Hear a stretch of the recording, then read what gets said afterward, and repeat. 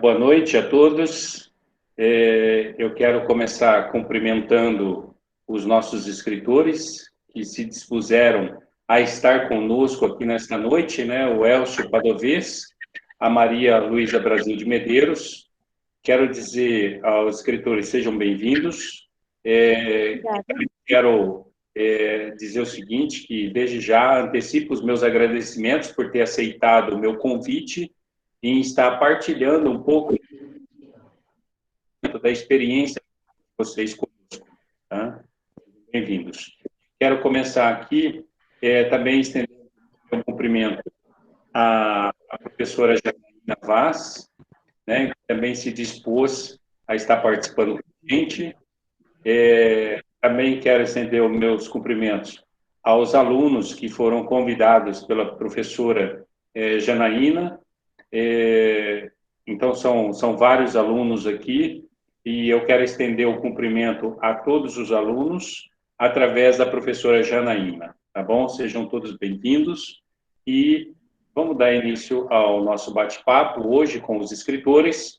E eu quero, neste primeiro momento, eu quero iniciar falando um pouco da pessoa do Elcio Padovez, e como o currículo do Elcio é bem extenso, eu vou tentar colocar apenas alguns pontos mais relevantes, né, encurtar um pouco, e aí qualquer coisa o Elcio fica à vontade para expor um pouco mais sobre o seu currículo, caso entenda necessário, ok? E logo na sequência eu passo a falar um pouco sobre a Maria Luísa. O Elcio Padovez é mestre em comunicação pela Faculdade Casper Libero, é graduado em jornalismo pela Unesp de Bauru, é autor de dissertação, livro-reportagem, de biografia, é pesquisador dos grupos Cultura do Ouvir, possui uma ampla experiência profissional de mídias jornalísticas, já trabalhou nas redações do Diário da Região, UOL e Estadão, cobriu grandes eventos esportivos e culturais, entre eles a Copa do Mundo Brasil 2014, Rússia 2018 e Olimpíadas do Rio 2016. Atualmente, Elcio Padovez escreve para o UOL e para outras empresas. A Maria Luísa Brasil de Medeiros, escritora, nasceu em Itacoatira, Amazonas, Taquatiara. reside em Iranduba, Amazonas, é estudante em pedagogia, é autora dos livros Pensamento de Mim, Você e Todos Nós, 2017, é coautora da antologia Imortalidade Amazônica 2, 2020, e também ela mora com crônicas, contos e cartas. A Maria foi inspirada desde a adolescência por um professor, e a partir daí ela deu início às letras, dedicando-se então a partir de 2013. A Maria também tornou-se membro da ASEAN, Associação dos Escritores do Amazonas, e a BEPA, se me corrija se a pronúncia estiver errada, né? A Se a Bepa. BEPA, a Associação Brasileira dos Escritores e Poetas Pan-Amazônicos. Eu gostaria, então, de passar a palavra para o Elcio Padovez e, na sequência, a Maria, se o Elcio gostaria de acrescentar alguma coisa ao currículo. Fique à vontade, Elcio. Não, tá tranquilo, tá bem apresentada, marido, obrigado. Desejar boa noite a todos. Eu não sei se é possível, se vocês têm vergonha, mas se quem quiser abrir a câmera para a gente ver os rostos de vocês, é importante. Nós estamos, obviamente, tendo uma experiência virtual, mas ela fica menos fria, né? Podendo olhar o rosto de cada um. Queria agradecer o convite de poder falar com vocês. É sempre muito bom poder falar sobre literatura, né? Falar sobre o ofício da escrita. Eu vi que alguém comentou aqui que tem um monte de livro na estante, E eu acho que eu começo minha fala inicial que para você aprender a escrever, independente o que seja, a primeira dica que eu dou é ler, né? Independente do que você goste. Então, muitos jovens gostam de ler quadrinhos, gostam de ler livros mais curtos. O prazer pela leitura e, obviamente, depois pela escrita, ele passa por muito treino, tá? Muitas pessoas falam, escrever é uma coisa que exige inspiração ou exige talento. Obviamente, muitas pessoas acabam tendo mais facilidade do que outras para colocar no papel ou no computador, né, independente da mídia que use, da plataforma. Mas, antes de tudo, o ato de escrever, ele exige muita organização e ele exige muito mais suor do que propriamente o talento. Existem técnicas de escrita, né, depois a gente pode falar um pouquinho, e o que eu posso dizer, assim, ler muito, eu acho que a Maria Luísa é um pouquinho mais nova que eu, né, ela deve ter começado a escrever livros muito mais cedo do que eu, mas eu só me senti com vontade, eu só me senti mais apto a poder escrever um livro depois de muitos anos de leitura, e o meu trabalho como jornalista, como assessor de imprensa, também me possibilitou enxergar o mundo de uma maneira mais literária. Então, primeiro é importante você ter essas referências, né? A gente não começa escrevendo do nada. Você não acorda e fala assim, nossa, acordei com um livro na minha cabeça. É um processo doloroso, é um processo de muita solidão. Você tem que se entregar muito para aquilo. Depois eu posso falar um pouco sobre o processo de escrita dos meus livros. Mas antes de tudo, você precisa ter referências. Dificilmente a gente vai acordar e vai falar assim, olha, eu tive uma inspiração aí igual o Machado de Assis e nasceu um livro na minha cabeça. Geralmente os livros nascem de ideias que você vai desenvolver ao longo do tempo.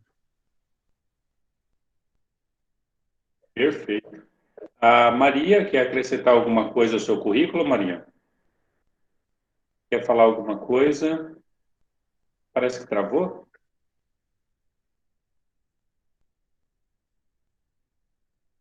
Bom, Elcio, pegando o gancho em relação ao que você falou, e muitos adolescentes, muitas pessoas têm assim medo de colocar no papel as suas ideias.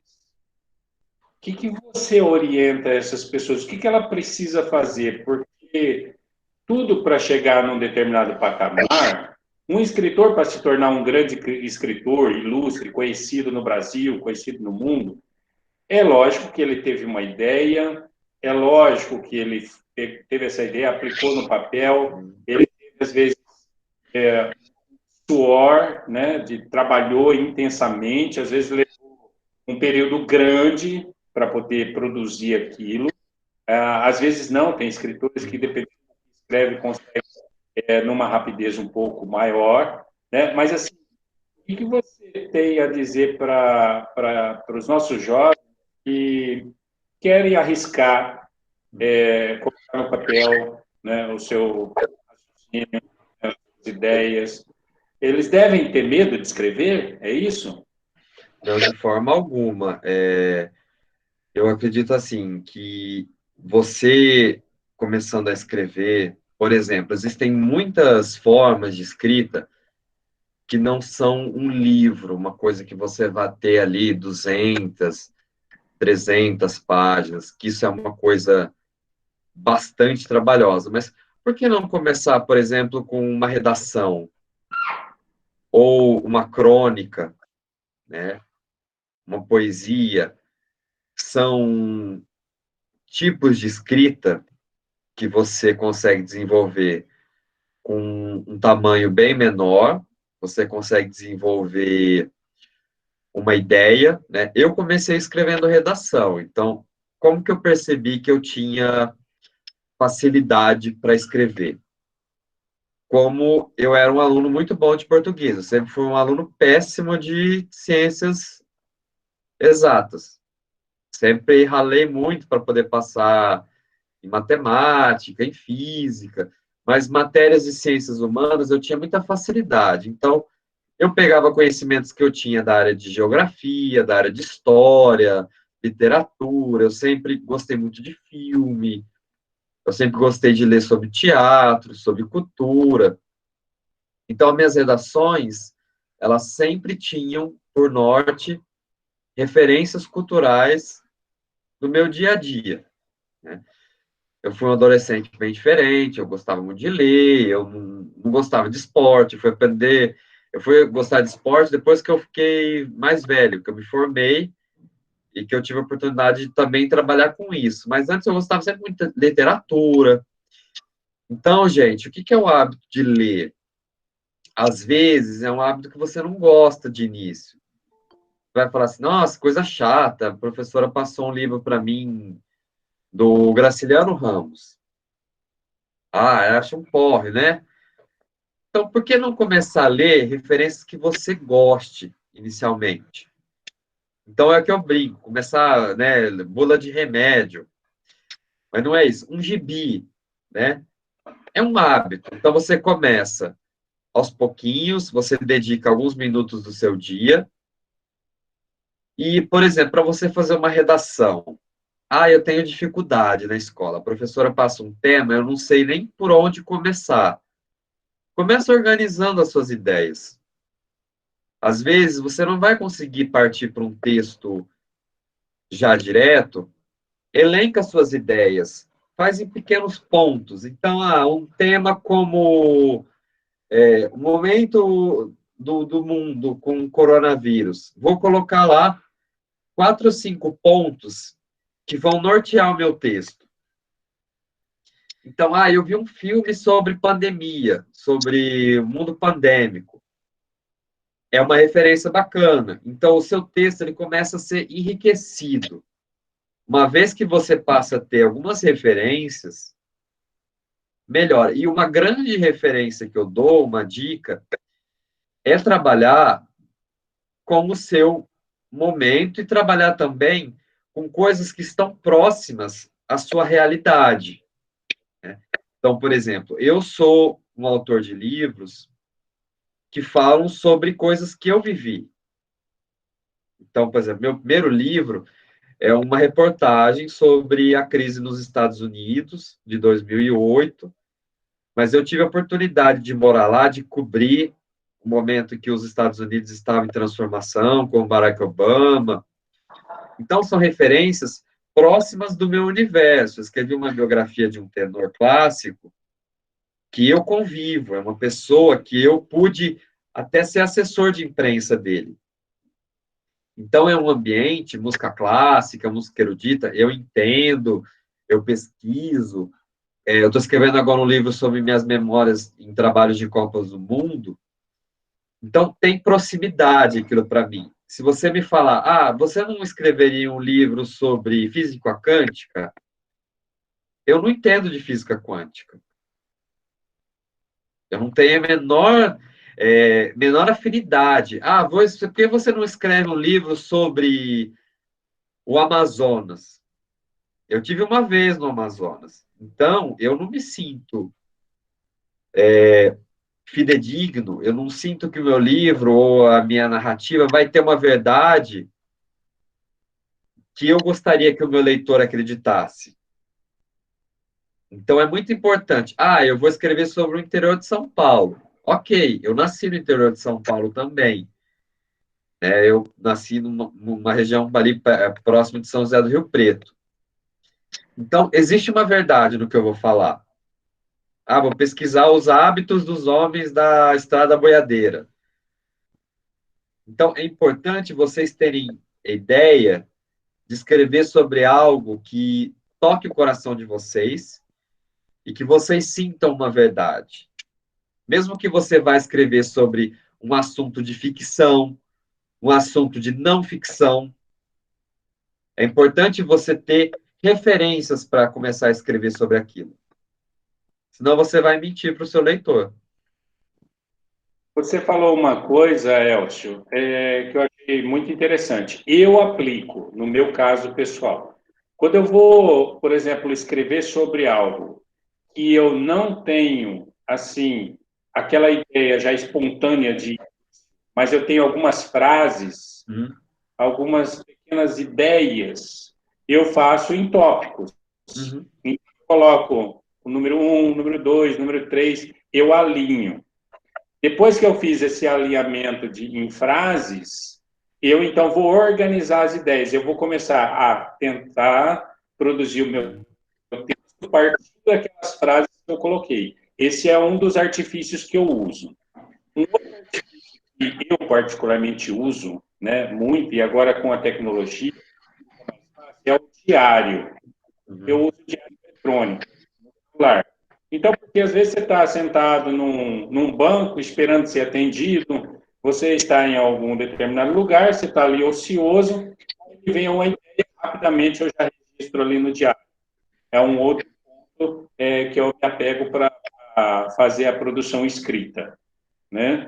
Então, assim, eu acredito que cada um de nós temos aquele jeito, aquela maneira que é mais fácil, né? Que nós conseguimos discorrer com mais facilidade. Mas você tocou num ponto muito importante, que é a questão da redação. Não precisa começar, quem quer se tornar um escritor, ele não precisa começar querendo escrever um livro de 500 páginas, 700 páginas, né? Como os outros aí, né? Mas ele pode começar produzindo pequenos textos. E o que a gente percebe? O que eu penso é que quando a gente começa, a gente tem que criar uma rotina de escrever. Quando a gente cria uma rotina de escrever, a gente vai amadurecendo essa escrita, né? E eu queria perguntar para Maria Luísa, e você, Maria Luísa, como que você lida com esse exercício de escrever? Você também segue por aí, por essa linha, ou vem, você já produz o mais rápido possível tudo aquilo?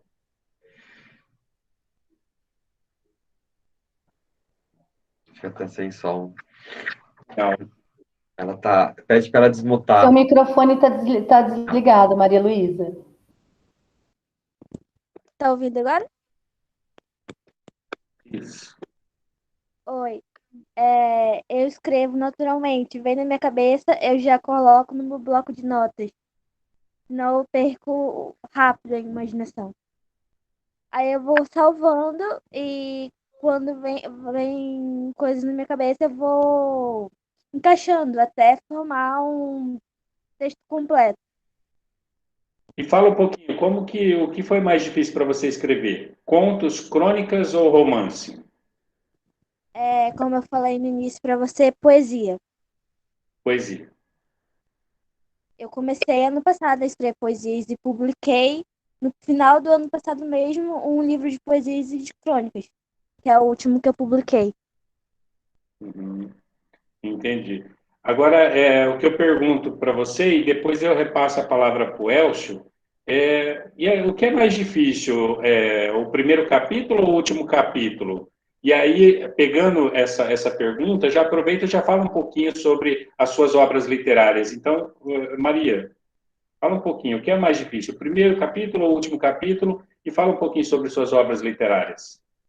É o último capítulo, O último. que é o que o leitor está mais ansioso para descobrir. Então a gente fica ansioso junto.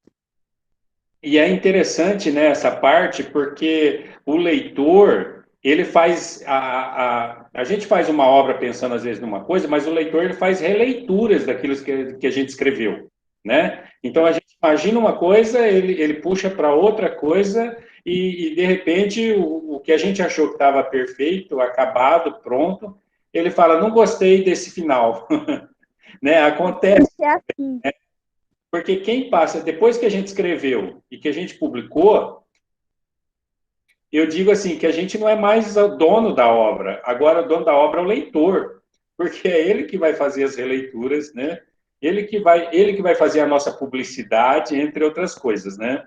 E assim, fala um pouquinho sobre os seus livros, Maria. O primeiro livro eu comecei a escrever no colégio. Eu escrevia poema, textos, crônicas no início. Só que eu fui roubada no começo. O que eu Celular, fui né? roubada. Sim, Anotava no celular. a garota roubou meu telefone que tava todos os meus trabalhos que eu tinha escrito em menos de um ano.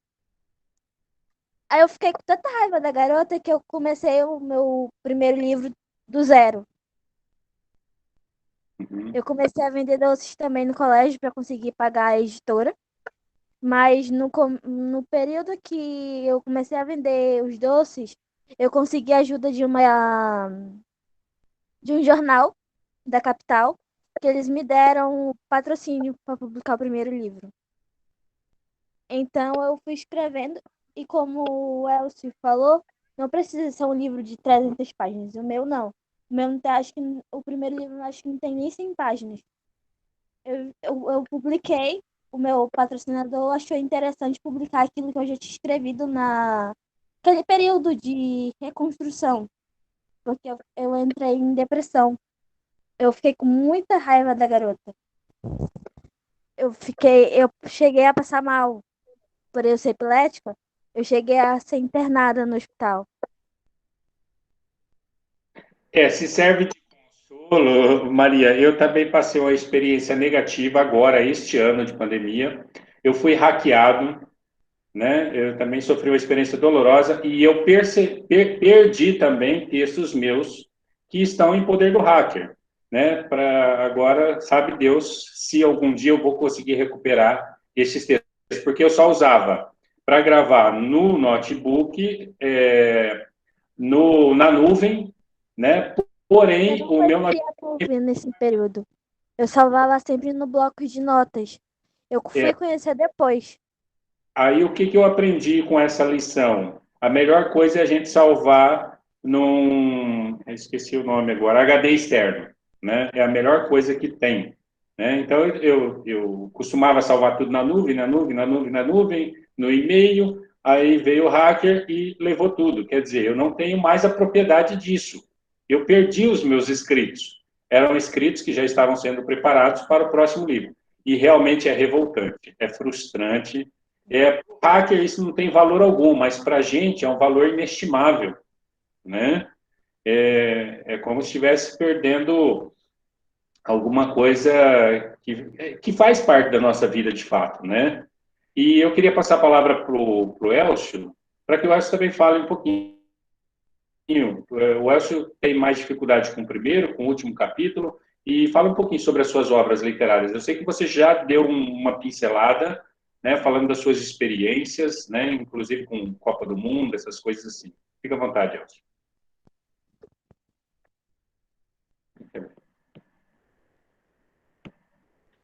Essa pergunta é muito difícil de responder pelo seguinte: o livro começa com uma obra aberta, né? Você tem uma ideia, você, obviamente, é importante pensar que escrever é um método, né? Como eu já ressaltei, ele tem a parte de inspiração, mas ele tem muita relação, muita relação, porque assim, é um processo que você faz sozinho. Obviamente, você tendo uma editora, eu troco ideia com meus editores, você vai afinando, mas é basicamente um processo de você com você mesmo. Então, cada obra que eu fiz ou estou fazendo, ela começou de um jeito e ela termina de outro. Então, meu primeiro livro, que é esse daqui, eu lancei em 2019, ele se chama Impéria, América de Pernas Abertas.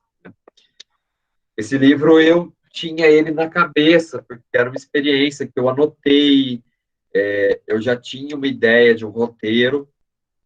Então, ele foi feito assim, num turbilhão, um fluxo só. Meu segundo livro, que vai ser lançado o ano que vem, que se chama O Resumo da Ópera, é uma biografia, Eu fiz muitas entrevistas com várias pessoas, junto com o Jean William, que é o biografado, e o livro ele foi também feito num turbilhão. Eu fiz ele num processo único, e quando foi chegando no final, eu precisei definir, uma vez que ele é uma pessoa ainda viva, eu precisei definir um ponto final momentâneo, né? Eu peguei um recorte da vida dele e escrevi sobre uma parte da vida desse artista. Já o terceiro livro, que ainda tem um título provisório de Copas e Culturas, que é uma experiência por Copas do Mundo, eu estou na quarta Copa agora, eu tive um problema de bloqueio criativo. Eu queria escrever sobre muita coisa e não fechava a conta. Até que o meu editor falou, olha, por que que você não fala só das suas memórias, que você já tem muita história em Copas do Mundo? Foca só nisso. E aí você vai ver que vai ficar um livro muito legal. E realmente é agora que ele está saindo, mas esse livro eu comecei a escrever de trás para frente. Então eu comecei nos capítulos finais, que eram Copas mais próximas, e agora eu estou fazendo um trabalho de reconstituição, de rememorar, de reanotar. Então, eu tenho costume, isso é legal dizer, assim, eu tenho muita coisa física do que eu escrevo. Então, eu tenho, por exemplo, matérias que eu escrevi ao longo dos anos, cadernos de anotações, que aí é mais difícil o hacker roubar, né? Tem muita coisa em nuvem, mas eu tenho cópia em e-mail, eu tenho cópia em HD externo. Então, o que que é importante? O trabalho do escritor, o trabalho do jornalista, ele é um trabalho de lixeiro, que eu brinco, né? Você anota muita coisa, você guarda muita coisa, né? Então, eu tenho, se você me perguntar de coisas de 10 anos atrás, eu tenho guardada. Então, assim, caderninhos, coisas que às vezes eu falo, eu não vou usar agora, mas um dia eu vou lá olhar. Então, por exemplo, Copa do Mundo do Brasil. Eu fiz cobertura para 2 jornais. Então, eu tenho esses recortes, eu tenho anotações, eu tenho posts de Facebook, que eu tenho um histórico lá, desde quando eu comecei a ter essa rede social. Tudo isso, gente, depois para você juntar em textos, isso te ajuda a ter um norte. Porque, como é um processo longo, você não escreve um livro da noite para o dia, tá? A não ser que você sente lá e você esteja muito bem resolvido, muito bem organizado, e você só vai fazer aquilo. No meu caso, eu trabalho com outras coisas. Então, não dá para eu parar o dia inteiro para escrever. Eu vou escrevendo aos poucos, tá? Mas se você não tiver uma organização, o que que acontece? Você vai sentar em frente ao computador ou em frente ao caderno, e aí você vai falar assim, e agora eu faço o quê? Para que lado que eu vou? Né? Ah, e a ideia está na minha cabeça, ela não sai. Então, é uma coisa muito comum, tá? Isso daí, pessoas que escrevem há anos, que já tem vários livros lançados, é uma coisa que pode acontecer com todo mundo. Ter bloqueios criativos. A ideia está prontinha na sua cabeça.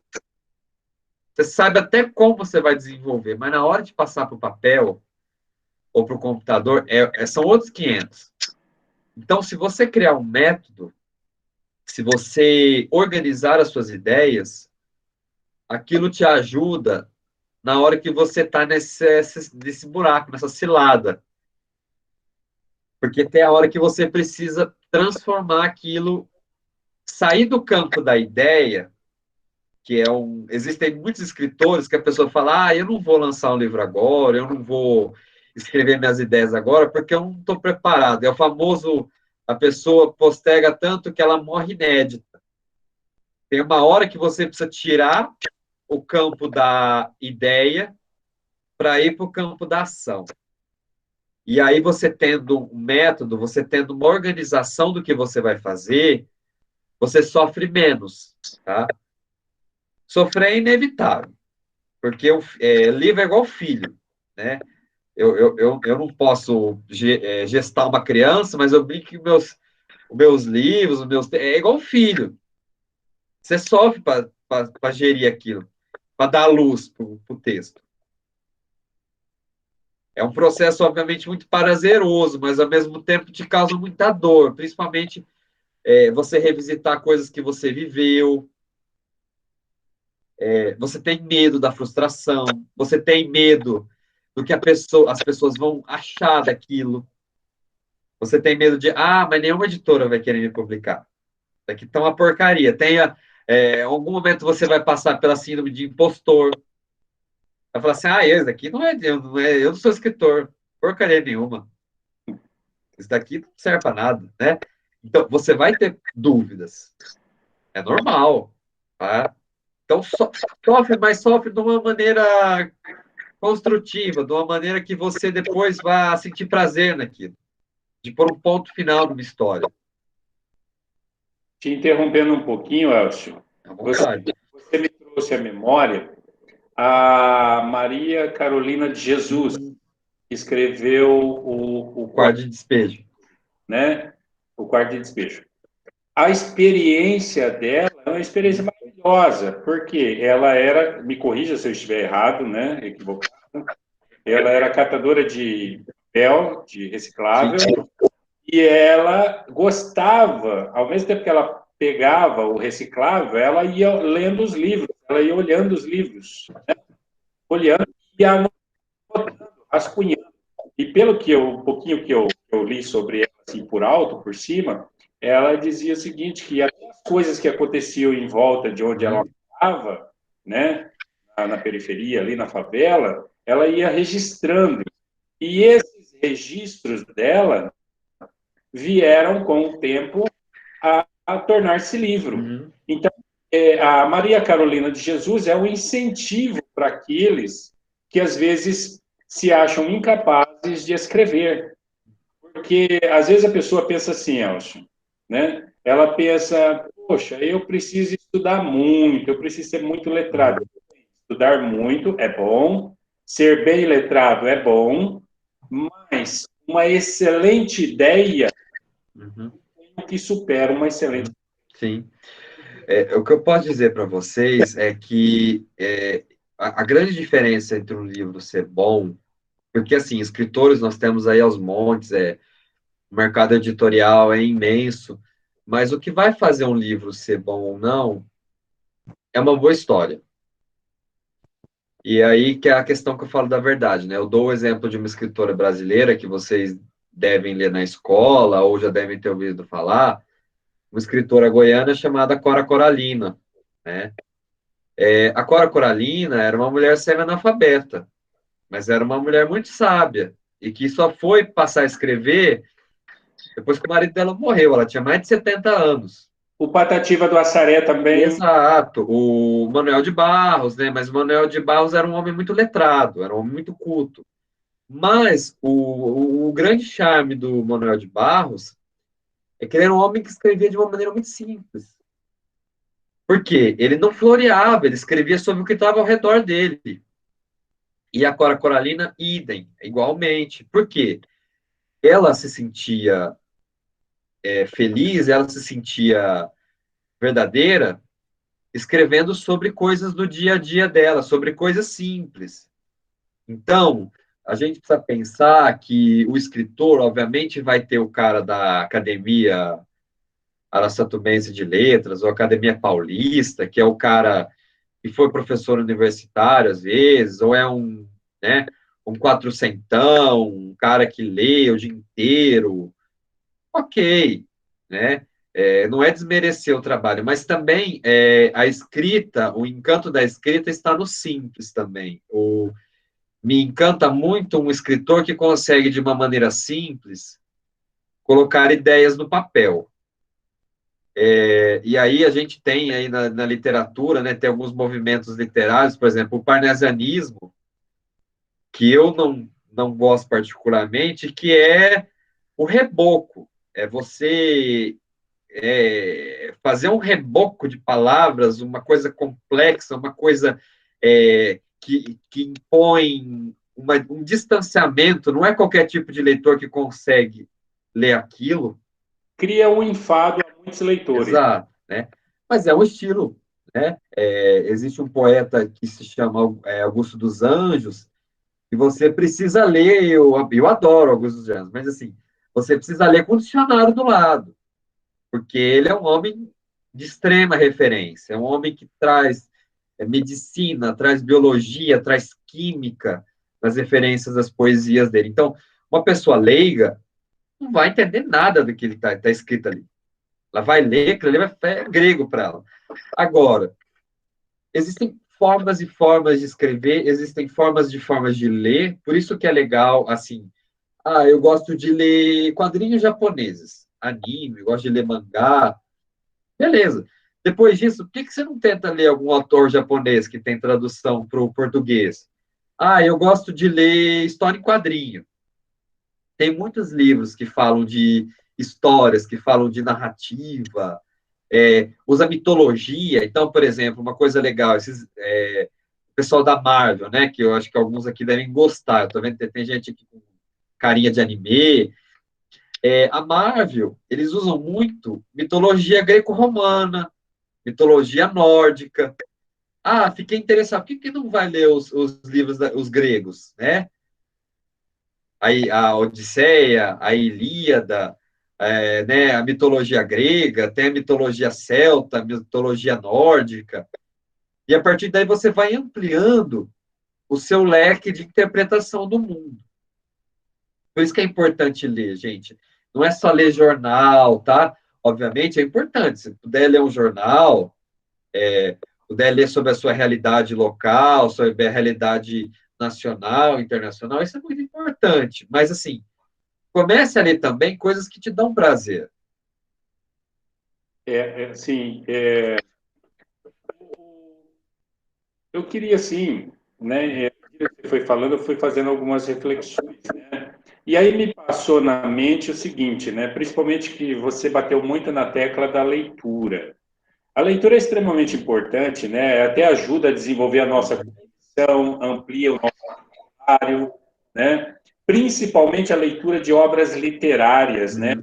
Cientificamente já é provado, né, por diversas pesquisas, que quem lê obra literária, ele consegue articular muito melhor com as palavras e consegue até, em questão social, já antecipar algumas coisas dos relacionamentos sociais. Porque ele se vê, muitas vezes, nas cenas descritas pelos livros, né? Já vê toda essa ambientação fictícia que é parte da realidade, né? Porque a ficção, ela parte de uma realidade na maioria das vezes, se não todas. Aí eu estava pensando o seguinte, e aí eu pergunto para você e para Maria, né? Contato com as obras consideradas, chamadas literaturas clássicas. É importante ainda ler literatura clássica, porque a gente se depara com algumas pessoas, eu tenho a minha opinião, claro, mas eu quero ouvir a de vocês, algumas pessoas falando assim, não, obra clássica, não, obra clássica é muito difícil, não sei o quê. Qual o ponto de vista que vocês têm? E aí aproveita a frase do Leonardo Boff, né, ponto de vista é a vista a partir de um ponto. A literatura clássica. É importante ler literatura clássica para o século XXI hoje? Pode começar com você, depois eu passo a palavra. Eu sou suspeito porque, assim, eu gosto muito, eu acho que, assim, não é o único tipo de leitura, mas, por exemplo, eu não sei que sala que vocês estão, que classe, se vocês puderem me dizer, até é importante para eu nortear minha resposta aqui. Já vou adiantando, nós estamos com alunos do segundo ano do ensino médio. Então, e eu estava até escrevendo aqui no chat, eles estão realmente fazendo uma retomada sobre os clássicos do romantismo. Então, nas nossas aulas anteriores aí, eles fizeram a leitura da Moreninha, né, assim, pedaços, trechos, Moreninha, Madame Bovary, Quincas Borba, e eu falo assim que quando a gente faz esse tipo de leitura, eles precisam estar envolvidos, eles precisam gostar, né? Eles precisam entender que é interessante, Então, tudo vai também da questão de como a gente apresenta essa obra para eles. Assim, Passo a palavra. então, por exemplo, vocês que vão prestar vestibular ainda, que devem ter já tido algum contato com o Enem, você sabe qual que é o maior problema do estudante brasileiro hoje? Professores devem ter alertado vocês, devem ter puxado a orelha. A gente tem problema de interpretação de texto, tá? O grande, brincando com a mitologia grega, aí é o calcanhar de Aquiles do estudante brasileiro. Por quê? Às vezes você vai ler uma questão de matemática, você vai pensar assim, a questão de matemática eu resolvo com uma equação, eu resolvo com uma conta aqui, uma fórmula matemática. E se você não entendeu o que está escrito ali? Você não entendeu a pergunta? E os vestibulares hoje, eles têm investido cada vez mais em perguntas longas e que exigem grau de interpretação, né? Os clássicos, eles são muito importantes. Obviamente, eles são mais difíceis. Por exemplo, eu tenho uma especialização em cultura russa. Então, eu leio muitos autores russos, né? Dostoiévski, né? Tem os irmãos Karamazov ali no fundo, dá para vocês verem. Mas é uma leitura muito densa. Então, se você me perguntar assim, vamos começar lendo 100 Anos de Solidão, do Gabriel Garcia Marques? Eu falei, não, fala não, né? Por quê? É muito denso, gente. Óbvio, você chega lá. Mas por que não você começar a ler Machado de Assis, que é um autor, apesar de com muitas referências literárias, é um autor que é palatável, você entende, ou um Memória de Sargento de Milícias.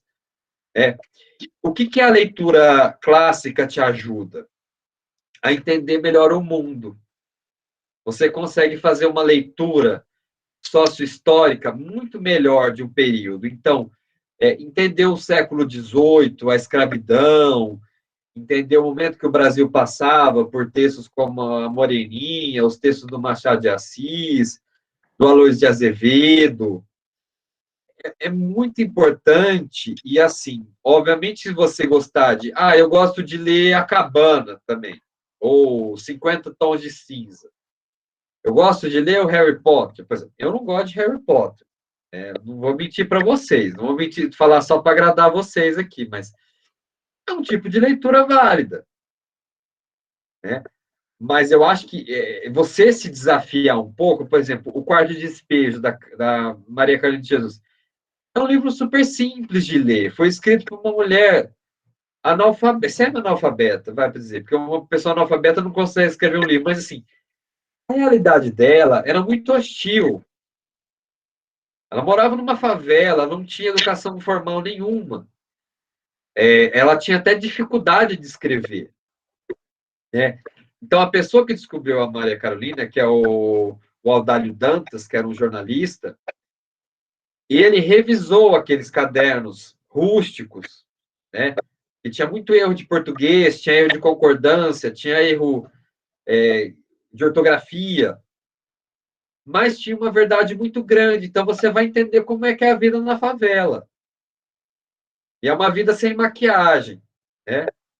Ele mesmo fala, a pessoa que escreveu aquele livro, um escritor, por exemplo, como eu, que conhece a favela de fazer matérias para jornal, para site, eu não tenho verdade para escrever sobre uma favela. Eu nunca morei na favela. Então, assim, eu não posso falar, eu nunca morei numa palafita. Então, o que eu escrevi é uma imagem muito distorcida da realidade. É uma visão de estrangeira, uma visão de fora. Então, eu recomendo qualquer tipo de leitura. Obviamente, a partir do momento que você goste, é importante tentar investir em qualidade. Então, por que esses livros são chamados de clássicos? Porque eles são consagrados pelo tempo. Eles consagram um autor que já morreu, né? Uma pessoa viva não é um clássico. Ela é, no máximo, um livro de sucesso, um escritor de sucesso, mas ela ainda não é um clássico. Ela não foi consagrada pelo tempo. Agora, a partir do momento que a pessoa morre, você pode ter uma ideia de como era aquele tempo, o tempo do Machado de Assis, o tempo do Império, né? O tempo pré-república, né? O tempo da república, já a transformação social, você consegue entender o país que você mora e como nós chegamos até aqui. Ah, eu gosto de ler livros atuais. Ok, maravilha, né? Mas esses livros atuais, eles vão fazendo um caminho ao longo das décadas, ao longo dos séculos. Ele não nasceu por acaso. Então, esse autor, ele leu muitos outros livros, muitas outras pessoas que vieram antes dele, para que ele possa escrever uma coisa com conteúdo, né? Então, por exemplo, o Harry Potter. O Harry Potter é uma ficção, né? Qual que é a grande diferença entre a ficção e a não ficção, né? A ficção é uma história inventada, que não existe. É legal? É legal, gente. Acho que, assim, quem gosta de ler, não tem problema nenhum. Mas a pergunta que eu faço para vocês é: vocês acham que só ler o Harry Potter te dá uma noção mais densa de mundo? Normalmente não, né? Porque o Harry Potter, ele se limita, né, somente a um mundo criado ali que circula em torno daquilo, né? Eu queria aproveitar e passar para um pouquinho para Maria Luísa e fala um pouquinho das suas experiências literárias, Maria Luísa, os livros assim que você já leu, que você gostou, o porquê que você gostou, fala um pouquinho sobre suas experiências literárias, seus gostos literários, o que que você gosta mais. Fica à vontade. Bom, literatura para mim é importante, sim. Quando eu não tinha o hábito de leitura, eu comecei a ler por incentivo de um professor. Então, eu comecei pelas literaturas mais clássicas. E através disso, eu até recebi uns livros condensados que me ajudaram bastante nisso, a construir o que eu escrevo hoje.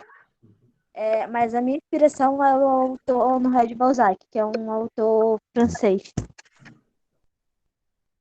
O professor que descobriu o meu trabalho, ele diz que eu escrevo bastante nesse autor, baseado no que esse autor escrevia.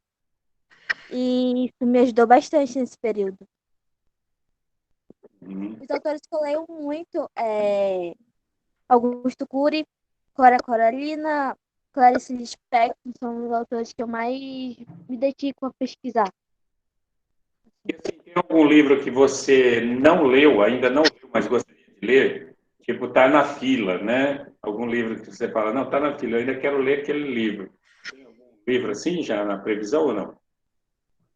No seu caso? Sim, tem vários, E, mas por ser de autores de outros países, por não ter tradução ainda, ainda não consegui ler. tá, mas você prefere mais literatura estrangeira ou brasileira? Brasileira. Brasileira? E Mas assim, se for para ler, eu prefiro ler em espanhol. você se viu inspirado ou influenciado por algum autor na sua produção literária ou não? Sim, o Honoré de Balzac. Ah, Honoré de Balzac. E você, Elcio? Ah, eu tenho muitas. Eu tenho uma predileção, é uma coisa que eu gosto muito de ler biografias, né? Então, eu gosto muito de histórias de vidas reais, que possam passar por momentos sócio-históricos, né? Você consegue entender uma época. Eu gosto muito de vidas interessantes, mas eu leio de tudo. Então, assim, por exemplo, eu sou um leitor voraz e agora na pandemia eu fiquei mais acumulador de livros ainda, né? Porque é uma maneira de manter a sanidade mental, ela tá abalada nela, né? Porque todo mundo tá um pouco entristecido com tudo isso, né? É muito difícil, mas para manter minha cabeça em funcionamento, bom, eu passei a ler muito. Então, assim, eu começo a ver algumas referências. Por exemplo, esses tempos mesmo eu assisti um documentário que falava sobre o momento atual das Filipinas. E aí eu descobri que tinha uma autora lá das Filipinas que escreve vários livros sobre a vida da Imelda Marcos, que foi a primeira dama das Filipinas dos anos 60 aos anos 80. Então fui lá e comprei um sebo virtual. Eu pego tudo que cai na minha mão, eu leio. Então, assim, eu leio desde biografia, agora livros de literatura. Eu gosto muito de um autor de Moçambique que se chama Mia Couto. É um autor que eu recomendaria para vocês. Ele tem uma forma de escrever. Terra sobre... O cara escreve. Eu conheci o Mia Couto aqui em São Paulo, um ciclo de palestras que ele deu. O cara escreve com uma facilidade, com açúcar, que assim, é invejável. Ele escreve de uma maneira muito simples, mas ao mesmo tempo é muito profundo, é assim, é muito bonito, sabe? Parece que ele está falando com você.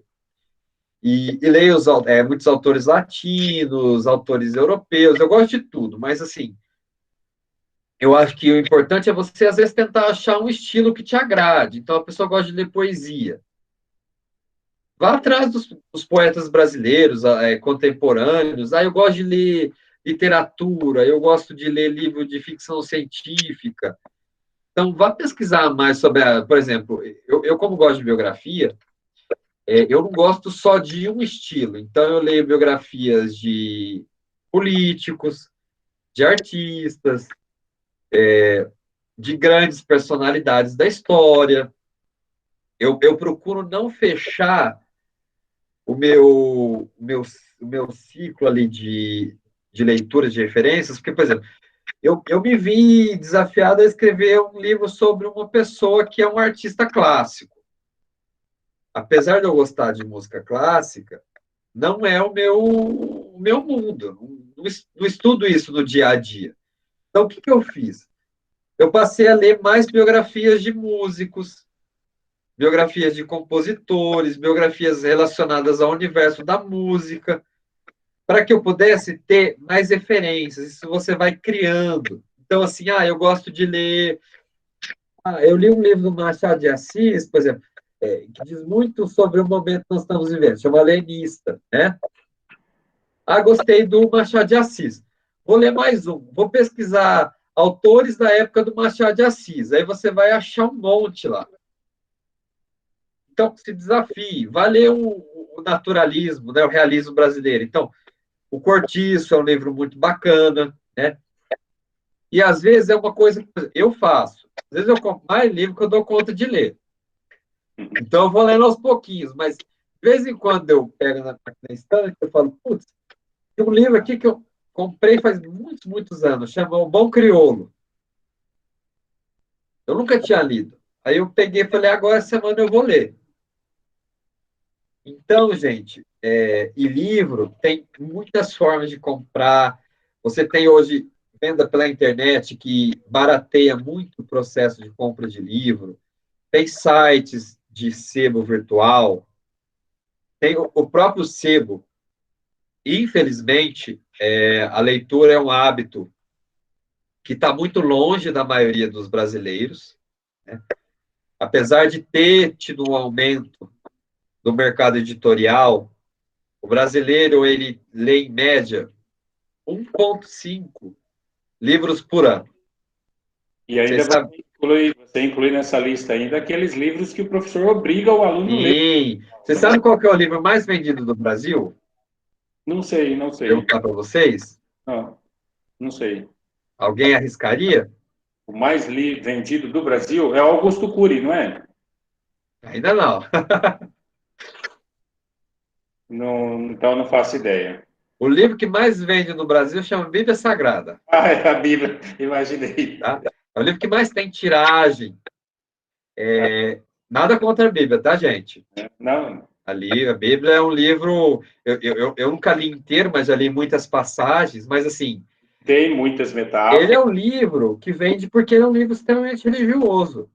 Ele é um livro que muitas religiões, como as religiões evangélicas, a católica, eles utilizam. Mas, assim, se você for falar leitura de livros que não sejam de cunho religioso.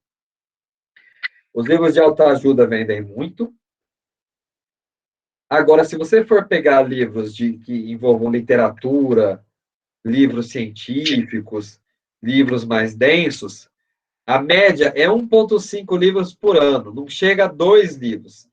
Países desenvolvidos, como a França, eles costumam, cada francês costuma ler uma média de 15 livros por ano. E isso reflete, obviamente, no nosso nível sociocultural, no nosso nível educacional. Então, a leitura, e aqui longe de fazer qualquer partidarismo, tá? Cada um tem a sua crença política, o seu gosto, mas ler nos permite, inicialmente, entender melhor o país que a gente mora, entender melhor as questões que a gente vive, tá?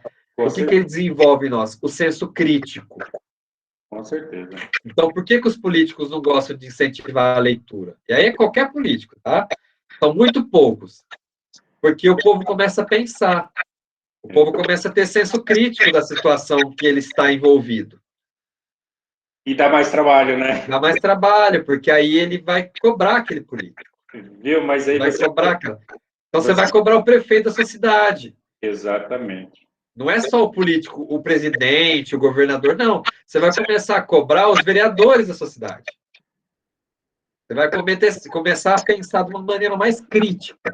E isso, obviamente, a leitura nos deixa mais perigosos. Né? Isso é uma coisa boa. Tem até, eu não lembro agora quem foi que escreveu, tem um texto que ele fala assim, ler deveria ser proibido. E aí ele fala justamente sobre isso, né? O porquê que deveria ser proibido. Não na verdade, o título é irônico. Não é que ele quer que seja proibido a leitura, o acesso ao livro, não é isso. Na verdade, ele quer exatamente o contrário, que as pessoas leiam, justamente por conta de tudo isso que você acabou de mencionar agora. Né? Você falou da Bíblia. A Bíblia, por exemplo, é um livro interessantíssimo, porque ela tem provérbios, que são sabedorias, ela tem metáforas, ela tem histórias, ela tem genealogia, ela tem histórias de reinados, né? Eu falo história no sentido de fatos, né? de territoriais, além de outros tipos de histórias que aparecem ali, de reinados, etc. E eu fico muito impressionado porque, assim, eu conheço pessoas que nunca leram um livro além da Bíblia. E eu acho a Bíblia um livro extremamente difícil. Principalmente o Apocalipse. E aí eu me pergunto, por exemplo, como é que a pessoa, tirando a interpretação, porque a Bíblia, gente, é um livro, ela não nasceu de nada, tá? Assim, não foi Deus que plantou a Bíblia. A Bíblia é um livro, é a interpretação dos homens e ao longo de muitos séculos e de muitas versões, né? Hoje vocês veem muitos políticos falarem, né? É a narrativa que ele está usando, né? Aquele grupo, ele usa uma certa narrativa. Esse grupo a Bíblia é uma grande narrativa, tá? Ela foi sendo construída. E cada religião, se você for pegar a Bíblia judaica, ela tem uma narrativa completamente diferente da Bíblia que os católicos usam. Então... Inclusive, na Bíblia dos católicos tem aqueles... e aí entra uma guerra religiosa, né? Que eles consideram livros apócrifos, que é a incorporação de alguns textos que foram colocados ali, né? Eu, por exemplo, tive a experiência, né? Eu fico muito, assim, maravilhado com algumas narrativas, com alguns textos, com algumas construções que tem dentro da Bíblia, que eu cheguei a ler a Bíblia 3 vezes, né? Só para você ter uma ideia. Deixa eu só te interromper um pouquinho. Eu queria ouvir a professora. E você, professora Janaína, como que você lida assim com essa questão? Fala um pouquinho assim sobre suas experiências literárias. O que te marcou literariamente? Por exemplo, um autor que te chamou a atenção, né? Um escritor, um livro que te chamou a atenção e que nunca saiu da memória. Por exemplo, eu tenho um livro que eu li na adolescência e que nunca saiu da minha memória, que é o... ele estava aqui agora, o livro. Eu vou lembrar o nome, daqui a pouco eu falo. Né? Mas vai falando um pouquinho sobre as suas experiências literárias, assim. Pode ser da adolescência, não tem problema. Olha, a minha experiência literária, a princípio, né, assim, quando criança, eu sempre tive alguém que lesse para mim, quando criança, né, no caso era minha mãe. Então, a gente teve muito incentivo à leitura por conta. Minha mãe, assim, ela saía, trazia um livro, o Patinho Feio, aquela coisa, sabe, a coisa mais simples do mundo, e ela sempre trouxe, sempre leu, né, para nós, mas um livro que me marcou muito na minha infância, na minha adolescência, na minha fase adulta jovem e agora na minha fase adulta mais madura, é O Pequeno Príncipe, não tem jeito, é um livro que ele traz, né, muita história, muita magia, né? Eu falo magia no sentido, assim, da questão cada vez que você lê, ele traz uma experiência diferente para gente. E aí, assim, eu tive professores muito que incentivavam a leitura mesmo, e dessa leitura saía algo muito mais criativo do que só ficar lendo. A gente tinha que ler, interpretar, transformar aquela leitura em teatro. Então, assim, é uma questão meio mesmo de lembrança, lembranças boas de leitura. Aí chegou a época do vestibular, né?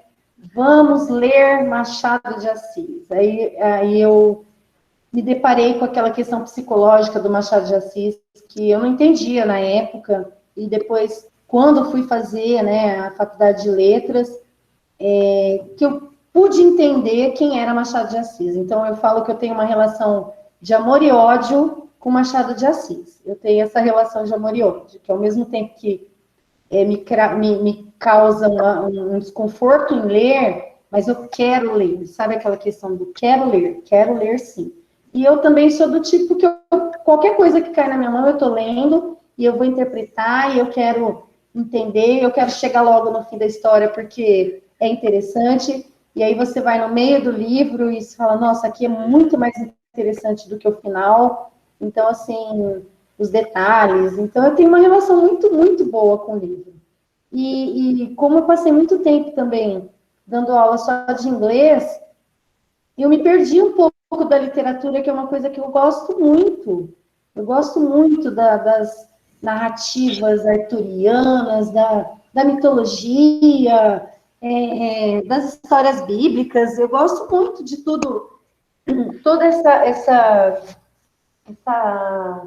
narrativa de mundo que a gente não sabe se é real ou não, sabe aquela coisa assim? Será que ele passou por isso para poder escrever? Será que tudo que você escreve é algo que vem de você, de um momento que você viveu, ou veio aquilo só da imaginação, que é o que os alunos perguntam muito, né? Isso tudo que você escreve é imaginação? Ou você viveu parte disso? Ou você só está replicando aquilo que você passou? Então, assim, eu sou suspeita para falar da leitura. Eu gosto muito. Legal. Pelo que eu te conheço, né, com certeza. Você é uma boa leitora. Eu queria agora passar para uma outra pergunta. E aí, eu quero começar pela Maria. Se você, Maria, entre o seu primeiro livro e o seu terceiro livro, se você percebe que a sua escrita vem sendo aprimorada, se a sua escrita amadureceu durante esse período, né? E assim, você falasse sobre esse amadurecimento, se ocorreu ou não na sua escrita, e se você tem períodos determinados para escrever, por exemplo, tem escritores que ele fixa a hora, né? Como se fosse um trabalhador comum que chega às 7 da manhã e ele tem essa rotina. Contigo acontece a mesma coisa ou não? Amadureci bastante. Às vezes eu até me impressiono com o que sai. Antigamente eu tinha receio de escrever e mostrar para as pessoas. Hoje não. Hoje eu publico e não tenho medo do que as pessoas vão achar ou pensar.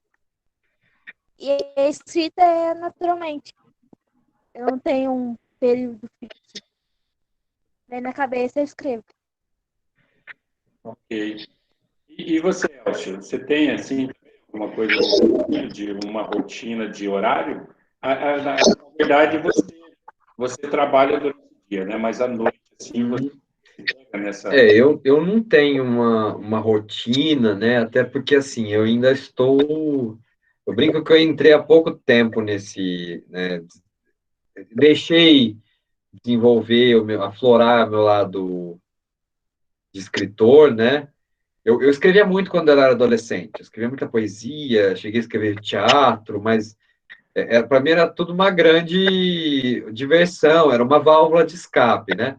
Então, agora, de 2019 para cá, que eu passei a encarar a arte de escrever livros de uma maneira mais profissional. Obviamente, eu sinto uma melhora bastante grande, até eu tenho um grande desafio que, assim, os meus livros, tirando a biografia, né, que é uma visão mais separada, mas os outros livros eu gosto muito de colocar o leitor para entrar dentro dele comigo.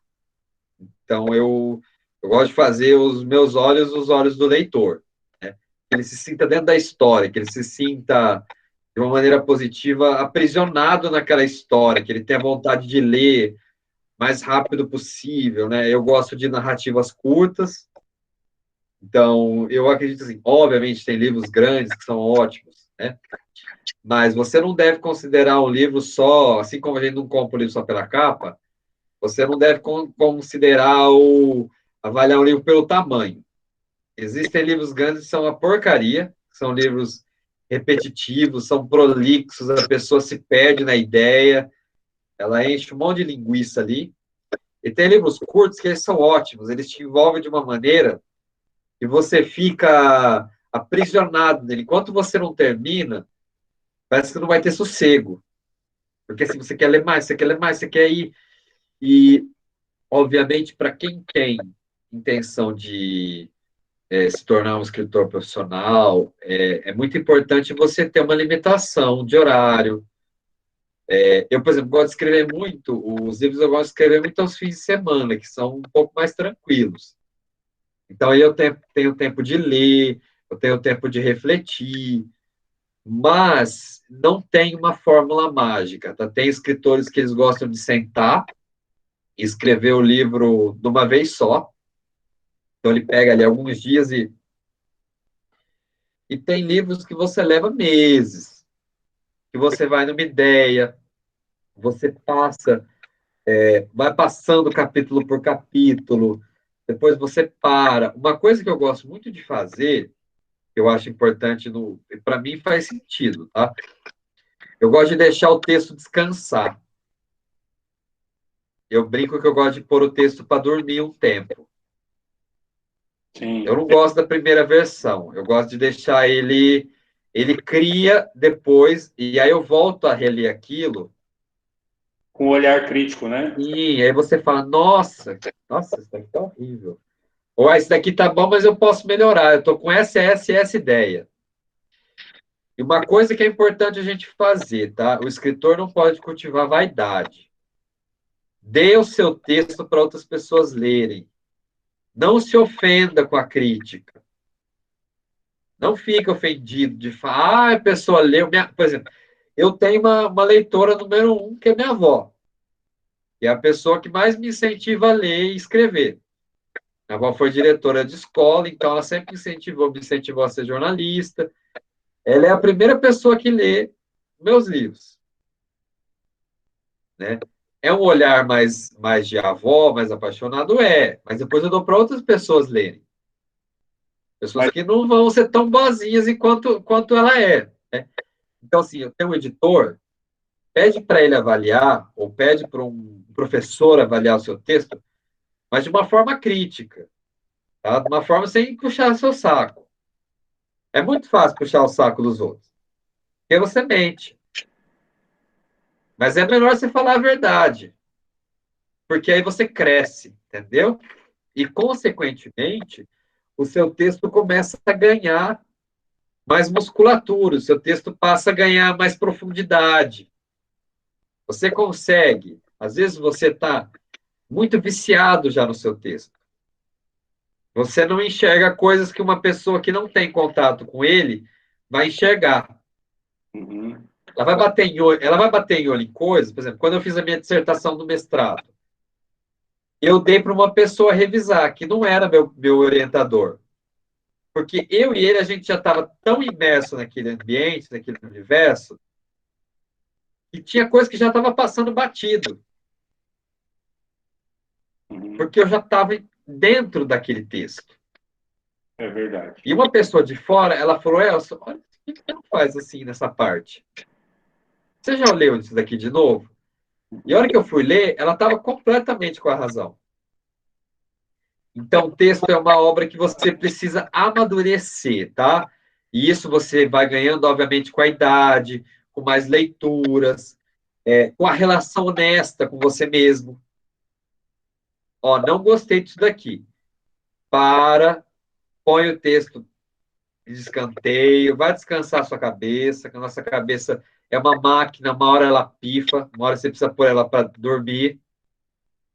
Dá um tempinho, dá uma semana, depois você vai ler lá de novo, e você vai começar a ter muito mais ideias, você vai começar a ter saídas criativas para alguns pontos que talvez estejam ali te aprisionando, sabe? Te deixando angustiado. Eu acho muito importante isso que você falou, Elcio, com relação a deixar as vaidades de lado e permitir que outro leia o texto e traga a visão dele, porque a visão dele pode nos construir, né, nos elevar, né, nos ajudar a fazer algumas correções ainda em tempo. Então é importante sim o olhar do outro, né? Eu lembrei aqui do André Bianco, o escritor André Bianco. Ele já esteve aqui em Araçatuba, né? Eu tive uma conversa bem rápida com ele. E no caso dele, aconteceu um episódio diferente, né? Uma mulher falou para ele que não adiantava ele ser escritor de terror, né? Gênero terror, essas coisas assim, né? Porque o brasileiro não lia. E hoje André Bianco está aí, ó, vendendo livros e mais livros desse gênero literário, né? Dando palestras no Brasil inteiro. Quer dizer, se ele tivesse ouvido, no caso, uma pessoa específica, mas, por outro lado, ele deu o texto para uma outra pessoa que leu e ficou maravilhado. Ele falou, rapaz, o que é esse texto aqui? Que eu passei a noite virado lendo seu texto. Né? Então, ele leu a noite inteira. Agora, você falou do texto, esse texto apaixonante, que faz a gente até virar à noite, né? Eu lembrei de um texto que eu comecei a ler, que é o do Ungolani Bacacossa, moçambicano, que é o Cão Tinhoso. Eu li ali os primeiros parágrafos, aí eu fiquei curioso, né? Eu falei, será que esse texto, né, ele fala do cão mesmo, ou será que era... Aí eu pensei na questão da colonial, né? Da exploração dos portugueses em África. E aí eu fiquei...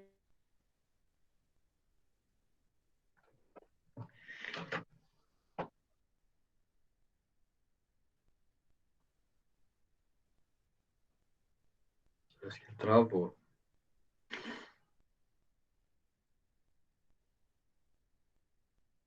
Oh, perdi a conexão.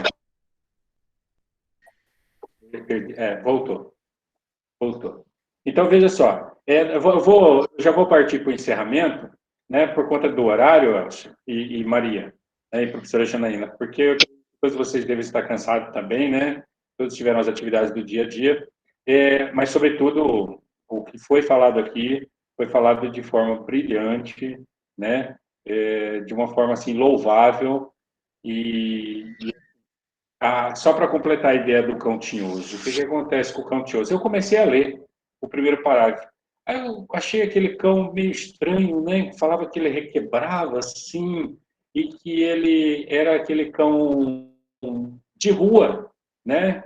Que até os próprios cães rejeitavam ele. E aquilo me chamou a atenção.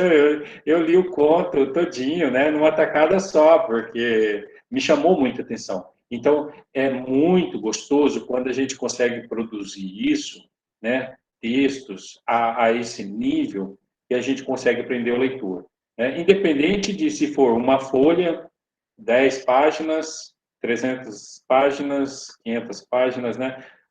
Eu falo assim com relação a prender o leitor, a cativar o leitor, né? Eu, por exemplo, tenho uma habilidade muito boa com relação ao artigo de opinião. Tanto é que de 2000 a 2007 eu escrevia como colaborador aqui no jornal da cidade, escrevia artigo de opinião. E um outro gênero que eu me destaco também é a poesia, né? Tanto é que o meu livro é de poesia. Gente, eu acho que nós já estendemos o horário. Gostaria de ficar com vocês à noite aqui, né, bem mais prolongado, né? Mas a professora Janaína, por exemplo, passou aqui o dia inteiro trabalhando na sala de aula. Eu vou partir, então, para as considerações finais, né? Maria Luísa, você quer dar as considerações finais? Gostaria de agradecer a você pelo convite. Eu conheci o marido há poucas semanas e já nos encontramos através dessa live. Eu gostei muito. Eu que agradeço, viu? Agradeço o convite, agradeço o tempo que foi dedicado aqui, né? Cada um partilhando um pouco do seu saber, né? Eu costumo dizer que o conhecimento ele é formado de pixels, né? Que são pequenos pontos de conhecimento. E cada um de nós temos esses pequenos pontos e quando nós juntamos formamos o todo, né? Que é essa grande massa de conhecimento. E suas considerações finais, Elcio? Você tem a dizer? Gostaria de agradecer o tempo de vocês, né? Espero que tenha sido prazeroso, é um assunto que eu gosto muito de falar. E eu espero que eu tenha sido claro nos meus pontos, e assim, Com certeza. tem ajudado a incentivar vocês gostarem de ler. Eu sou um defensor ardoroso da leitura, tá? E assim, eu não estou falando aqui, gente, que você gostar de ler, você vai ter que trabalhar com letras, não, longe disso, mas você já imaginou um engenheiro que não sabe ler direito? Um médico? É triste. Mas o médico só entende medicina. Não, o médico tem que entender de gente, tem que entender da alma humana, nós somos muito complexos. Então, assim, ler vai dar uma dimensão de mundo muito maior para vocês. Mas eu moro numa cidade pequena. Não tem problema. Moro numa cidade grande. Não tem problema. Ler é uma atividade que o homem faz desde que ele começou a sair da caverna, que ele começou a buscar maneiras de interpretar o mundo, né? Porque ele não cabia em si, ele precisava aprender a interpretar o mundo de várias maneiras. Por isso que o homem cria os símbolos, o homem cria os mitos, né? E o homem ele cria as histórias para que ele possa entender melhor a realidade que ele vive, interpretar o mundo que está ao redor dele. Então, assim, leiam, é muito importante. Ler salva vidas, ler nos faz pessoas melhores, pessoas com um olhar mais amoroso para o mundo, um olhar mais amoroso para o outro. Então, se tem um conselho que eu dou, isso vai tornar vocês melhores estudantes e, consequentemente, vocês vão ser lá no futuro melhores profissionais. E obrigado, uma boa noite a todos. Eu agradeço grandemente, né, as suas colocações, suas considerações bem pertinentes e bem compreensivas, não temos dúvida nenhuma disso, né? Agregou muito conhecimento a todos nós. A Lorena quer falar alguma coisa, Lorena? Se quiser, é só abrir o áudio, quiser comentar, quiser fazer alguma pergunta sobre alguma coisa rapidamente.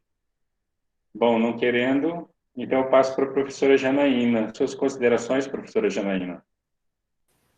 Eu só tenho a agradecer a noite de hoje. Foi assim extremamente produtiva, foi extremamente maravilhosa, vou usar a palavra assim, porque é tão bom. Nós estamos em lugares, por exemplo, eu e o Amarildo estamos na mesma cidade, mas a gente se encontra muito pouco. A Maria Luísa está lá no Amazonas, gente. Olha que doideira, está longe pra caramba da gente. Você é de São Paulo, né? Então, olha como a gente está todo mundo junto aqui, discutindo coisas que ficaria assim, madrugadas e madrugadas. Esse papo duraria assim a noite toda. E muito leve, né? Sempre muito leve. Falar da leitura, da escrita, com pessoas que fazem isso acontecer. Muito, assim, eu só tenho a agradecer. Gratidão mesmo a vocês três aí, aos alunos que estiveram, e assim, adorei. Quero mais, viu? Olha, Janaína, se a pandemia trouxe alguma coisa de bom para nós, foi esse privilégio de estarmos tão longe, mas ao mesmo tempo perto, ligados pela tecnologia, né? Esses encontros nossos entre o Elcio, Maria Luísa, né? Esses nossos encontros não estariam acontecendo se não fosse esse período que passou. Lógico, tem um lado triste, né? Mas vamos deixar de lado essa página, vamos falar da coisa boa, né? Então, esse foi uma coisa boa que proporcionou, porque as plataformas já existiam, né? Já existiam as ferramentas tecnológicas, mas nós não dávamos atenção a ela. A gente só não sabia usar, né? Agora estamos, assim, craques nisso. Agora não volta mais. Google, Facebook, Instagram e etc., né? Que vão ter que ampliar lá as instalações deles, porque toneladas e toneladas de vídeos vão ser produzidos a partir de agora, né? Sendo produzidos.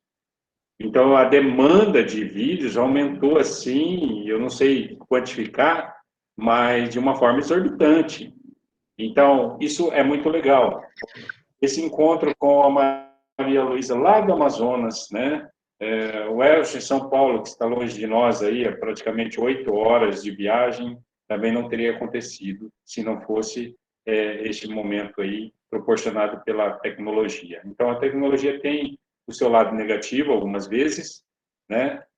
Como aquela do hacker, por exemplo, que se apropriou da minha maior riqueza, né? Que eram os meus textos, e também das minhas informações pessoais, né? Também tem esse porém, né? Também se apropriou disso. Mas tem o aspecto positivo dessa tecnologia. Então, gente, para resumir, porque eu também falo bastante, né? Acho que isso é mal de professor, principalmente professor de língua portuguesa, e agradecer a todos vocês pela presença, pela paciência. Estou vendo que a Silvânia está ali no cantinho quietinho, mas se a Silvânia também quiser falar, é só abrir o áudio, tá, Silvânia? Então, assim, agradecer a maneira como vocês expuram, foi uma maneira muito rica, muito interessante. Esse vídeo depois eu vou disponibilizar ele para vocês, né, terem acesso. E é um documento, é um registro, né, dos nossos conhecimentos, do nosso trabalho colaborativo, participativo, né, onde cada um trouxe um pouquinho da sua experiência, um pouquinho da sua vivência, né, e são coisas que certamente vão servir para alguém em algum momento, em alguma circunstância da história, né? Às vezes a gente, quando um texto, a gente fala assim, mas esse texto, acho que esse texto não vai chamar a atenção de ninguém, mas às vezes no meio daquele texto tem uma frase que pode impactar uma vida, né? Pode ter uma frase, um parágrafo, algo que vai chamar a atenção daquela pessoa, algo que ela vai se identificar com aquilo, algo que pode ser transformador para a vida dela, né? Então, é muito interessante isso. Escrever é sempre meritoso, é sempre um mérito, né?